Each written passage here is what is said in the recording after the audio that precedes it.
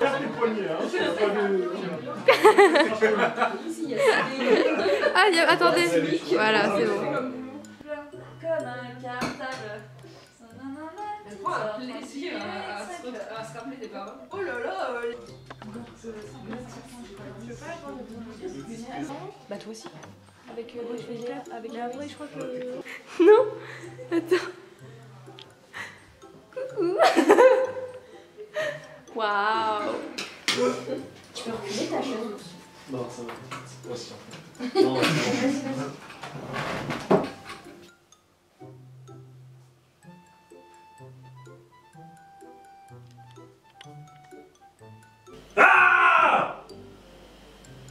Action. Scène 6, plan 15, prise 3. Action.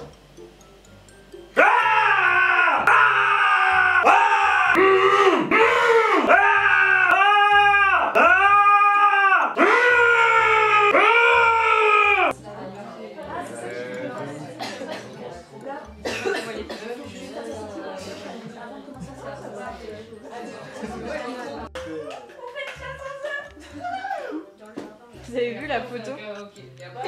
Je mange des petites motos tous les jours. J'enregistre aussi juste pour tester. C'est juste pour tester un peu. Je vais t'enregistrer. Mais tu enregistres. Ok, bah ça tourne. Moteur.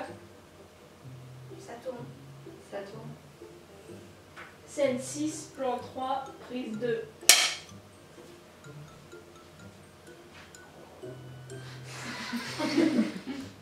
C'est qui, mais... C'est moi. Arrête-toi. Silence.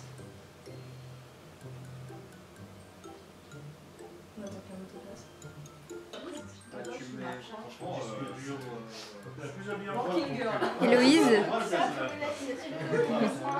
De la vie. Iris, avec vous. Désolée. Et non, je dis ça à Damien parce qu'il est retourné dans la cuisine, il s'est brûlé les mains volontairement. Ah d'accord. Attends. Ouh là là. MC. Cela. T'as regardé. C'est deux. Je parle de l'émission. Moi j'ai compris. Pardon alors. Pas touché. Donc raconte-nous, égal M6.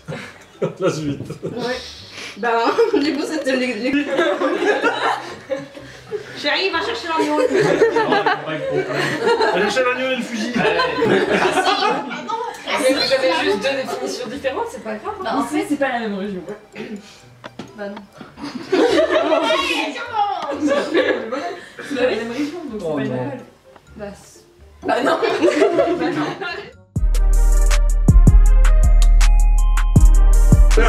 C'est moi l'acteur du.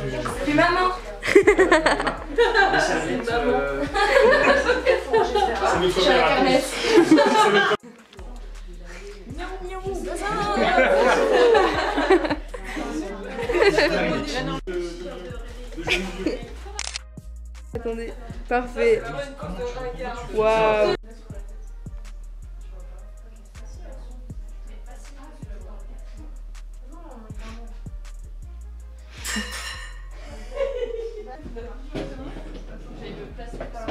Les yeux deviennent des virages. Est-ce que tu recules jusqu'aux chaussures? Maëva. Maëva. Fais-moi une grimace.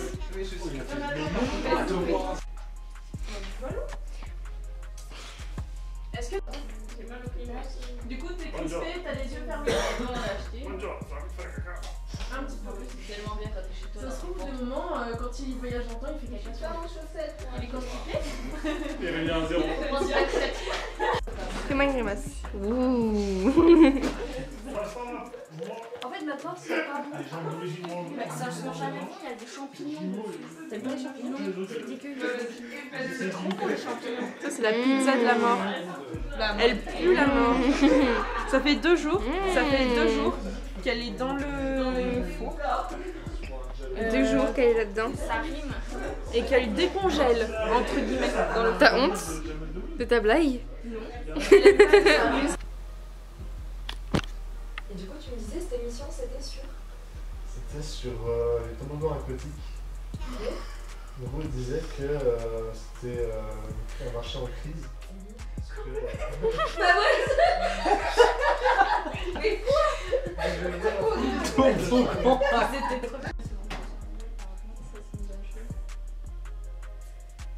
Donne, au pire.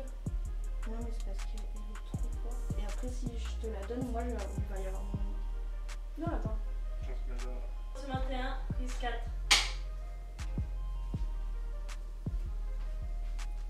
Action. Les scènes sont déjà ordonnées par planning et dans l'ordre dans lequel on les fera. En fait, on a juste à récupérer. Mais tu filmes là? Ah bon? C'est vrai?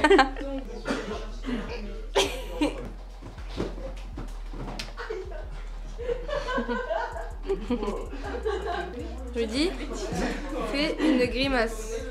Quoi? Une grimace.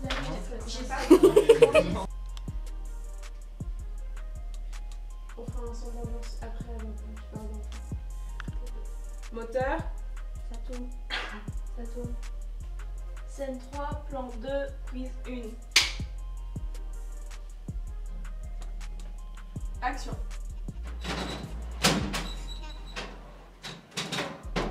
Coupé. T'es cringe, je trouve. Mais c'est pas gentil.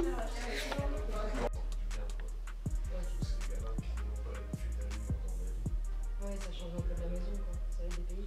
Bah ouais, c'est ça. Tu découvres la montagne et tout, jamais fait de randonnée, jamais fait de pédalo, tout comme ça. Donc je vois, c'est kiffant de voir, tu vois dans leurs yeux. Plutôt même niveau de vie, genre un chat étudiant, enfin, j'ai l'impression que tu galères. Tu bosses là. Ouais. Exactement. Je peux le voir et tout. Tu vois, étalonnage ici, on est étalonnage. Fais voir la page d'avant. Oui, oui.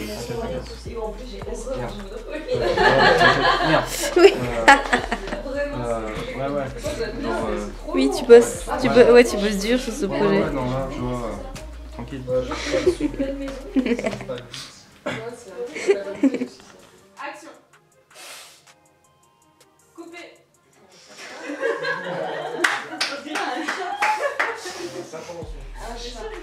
Il est à l'aise là.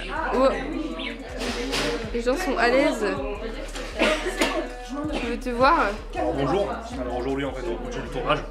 Alors en fait on va essayer de trouver la place pour travailler. Si moi je vais renommer, en fait ce qu'il faut se passer, c'est que je vais cliquer sur renommer, mais en fait c'est tout simple. Voilà, donc on va reprendre le tournage. Je vais renommer, prendre des cartes SD avec ce PC là. Voilà, merci à Waouh, tous. quel PC. Voilà.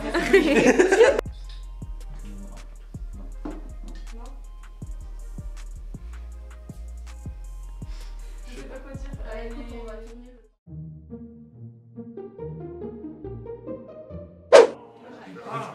Oui, t'es pas obligé d'y hurler, quoi. Tu vois, juste histoire que la réaction se tourne vers toi. Oh. Mais je sais plus. Inception de blague. Je sais plus la réalité du coup. Attends. Fais gaffe. Allez, c'est bien penché là. Ouais, c'est ça. Tu peux regarder Damien, s'il te plaît? Là, c'est la 3-5. Oui, c'est 8 et 10, son sol, plaque. Et... Faudra juste que tu l'annonces. Ouais, tu l'annonces, tu fais. Une claque. Vraiment dans la petite joue, quoi. Parce que tu veux. Une claque. Ok. Comme tu la mettrais entre guillemets. Opportunité là. Le mec, il peut remonter. Mais qu'est-ce que ça fonctionnera pas ici. Enfin, maintenant.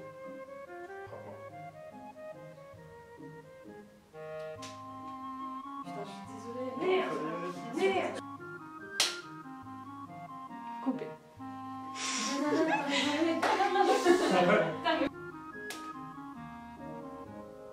Coupé. Oui, on finit avec ça. Non, mais c'est clair. Exactement. Je sais pas. Des aventures dans la rue, tu vois. Action. Ouais, bah voilà, encore. Ça fait un an que ça dure. J'en peux plus. Je suis fatigué. Plan 21 et 28, première.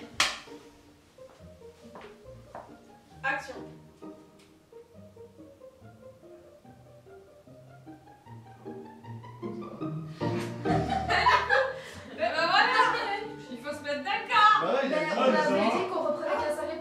On continue. Moteur. 7 sur 7, troisième.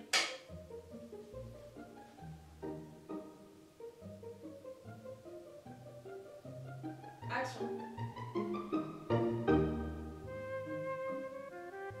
Coupé. Scène 6, plan 17 et 23, prise 4. J'ai vu ta nouvelle voiture sur le parking, j'adore la couleur. Ah bah écoute, ça fait plaisir. Ah ouais, l'intérieur cuir là, Ah. c'est Mec, ça va. Ça fait 2 mois que c'est dur. J'arrive pas. Tu lâches un regard tellement méprisant. Ouais, ça Ah ouais. Tu regardes. Elle est pas vidéo. Ça tourne. Scène 8, plan 8 et 10, son seul, claque. La régie, vous vous taisez aussi. 3, 4. Un peu plus fort.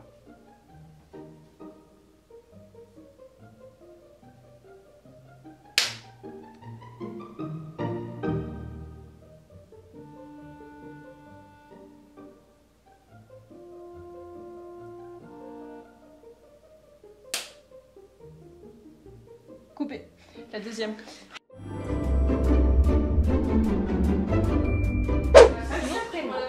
Tu m'appelles Rachel. Je m'appelle Vincent Leblois. Pauline. Raconte-moi ton parcours.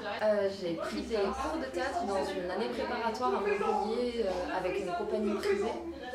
Et j'ai vu que ça ne me correspondait pas trop.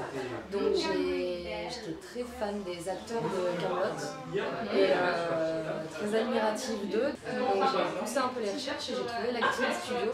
Du coup j'y suis inscrite depuis la rentrée de septembre dernier et je fais mes études à l'Acting Studio de Limoges. Je suis autodidacte. Je suis en train de mettre il y a 2 ans. J'ai commencé comme ça en fait sur un casting, sur le culot en fait. Je suis 60e court métrage, film, moyen métrage, clip. J'ai tout fait. Moi, à la base, après le bac, je vais faire un DUT informatique, donc rien à voir. Après mon DUT, j'ai fait une licence pro informatique en alternance. Et après, j'ai travaillé en tant que développeur dans une boîte pendant 5 ans. Donc vraiment opposé au théâtre. Dans un bureau du coup. Ouais, j'étais devant le PC toute la journée à faire du code et tout. Là. Oh, rien à voir. Et c'est plus cette année que j'ai intégré du coup l'Acting Studio. Alors j'ai commencé le théâtre à 13 ans. J'ai fait 2 ans de théâtre amateur dans une MJC. Et à, je ne dis pas de bêtises, à 21 ans, je crois, ou 22 ans, à 22 ans, j'ai intégré une école d'art dramatique privée à Lyon. J'y suis restée 2 ans. Et là, c'était vraiment plus pour me professionnaliser et être employable. Ça voulait être c'était le métier que tu voulais avoir? Ouais. Tu voudrais faire quoi après? Tu voudrais plus te développer dans l'acting?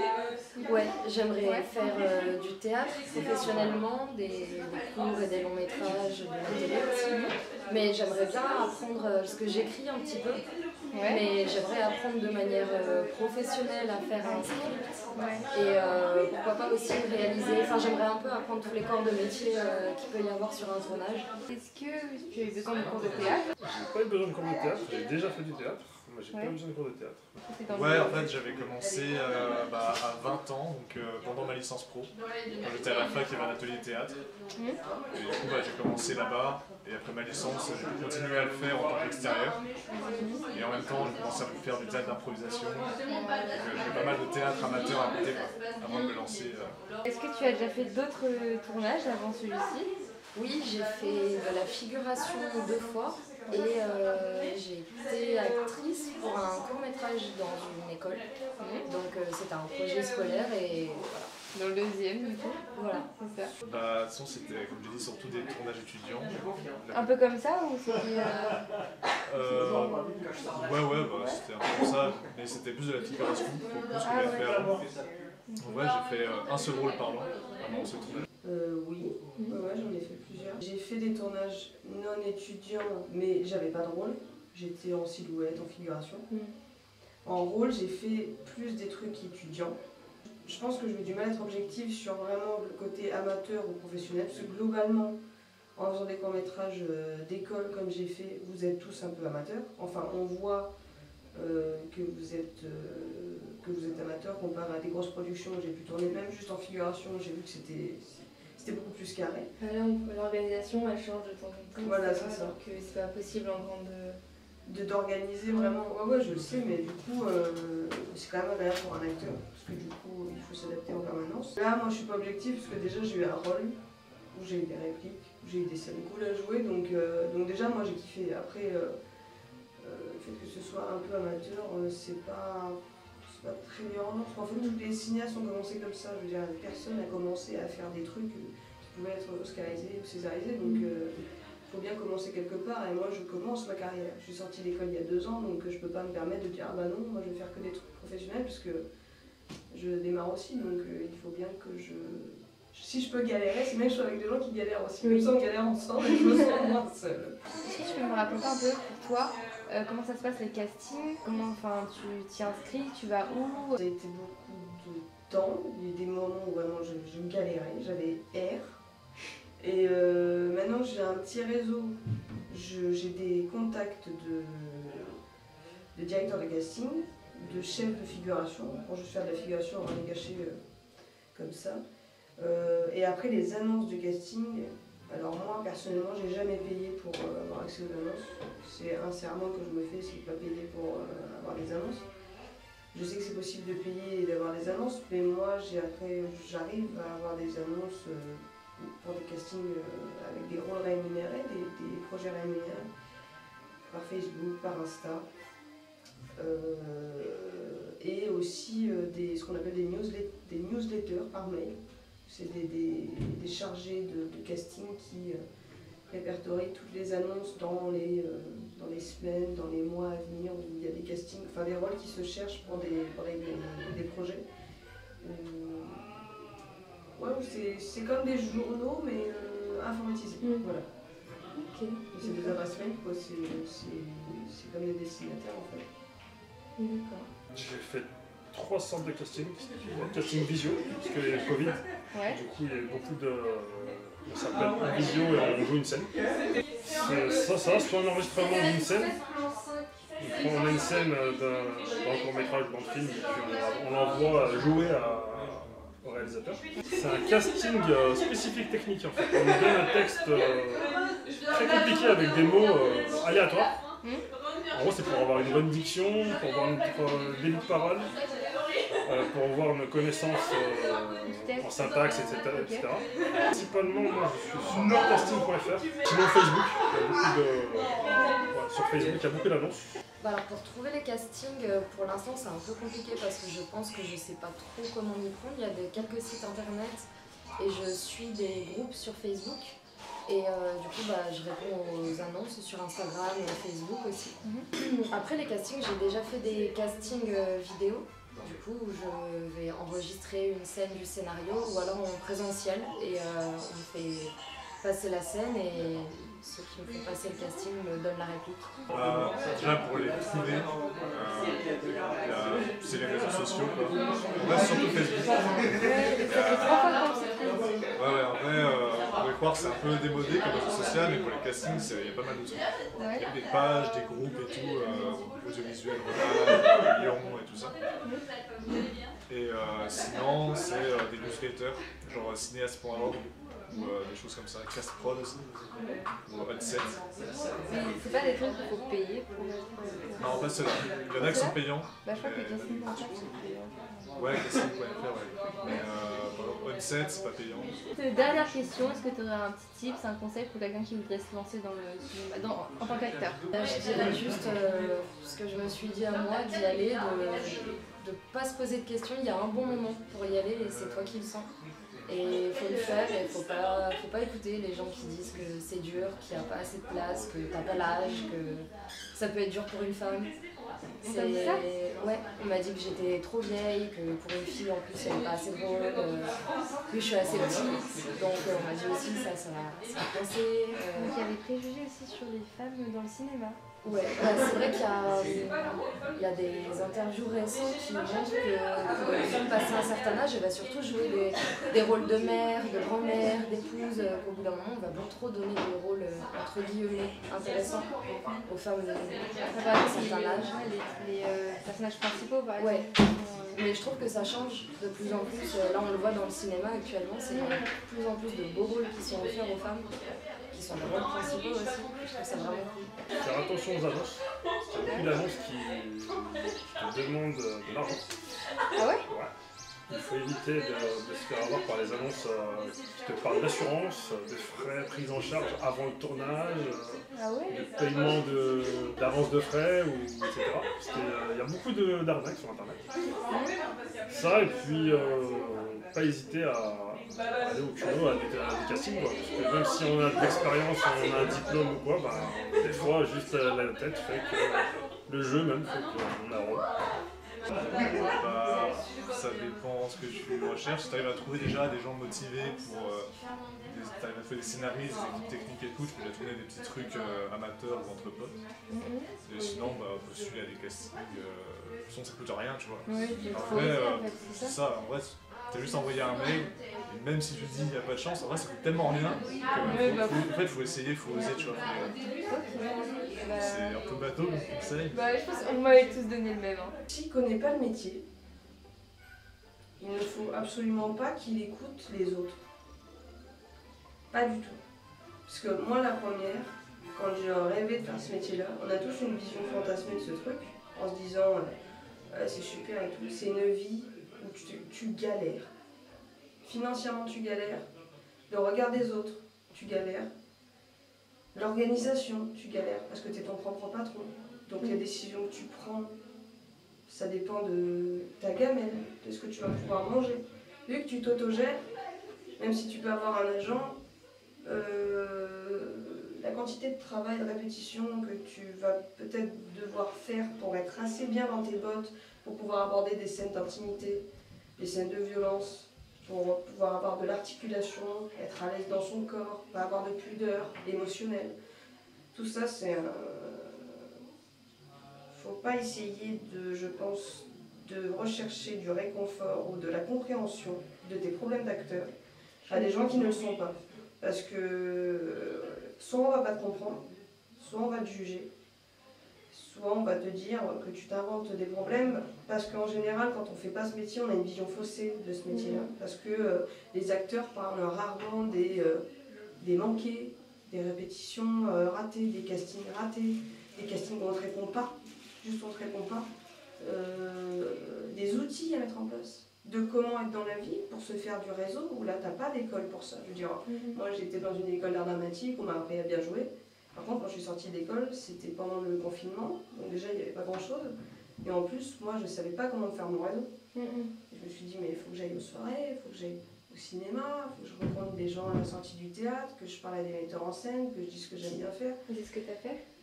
C'est ce que j'ai fait, mais au début j'étais un peu tremblante, parce que de base je suis gênée d'aller voir les autres, on peut dire, salut, enfin, je suis actrice, on sait un peu. Bah ouais, c'est hyper intimidant, moi je ne suis pas quelqu'un de très extraverti.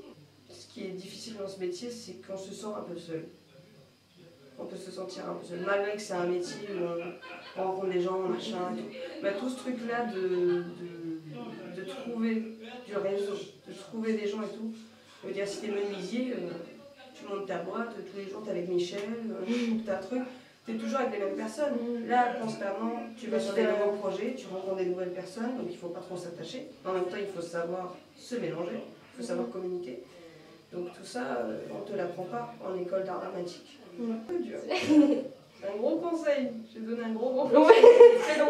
Les autres c'était vas-y au culot. C'était ose, vas-y. Et là ça a duré, mon avis, 10 minutes. De toute façon, tous les trucs négatifs là que j'ai parlé, si ça bloque la personne, ça veut dire que ça marche pas. Parce que il va y avoir des moments où la personne va être très très basse, mais s'il y a quand même toujours l'envie de faire des films, de vouloir faire des scènes, des trucs qu'on n'a jamais fait, lâche pas. Tu vas te relever. Mais si t'as pas envie et que le regard des autres, l'incompréhension des autres est trop dur à gérer, c'est qu'il faut changer parce que ça va être ça tout le temps. Tout le temps. C'est vraiment très bien, c'est très chouette. T'as vraiment été perspicace, j'ai bien. Ah, j'espère que je parlais assez fort. J'espère aussi. Moi aussi.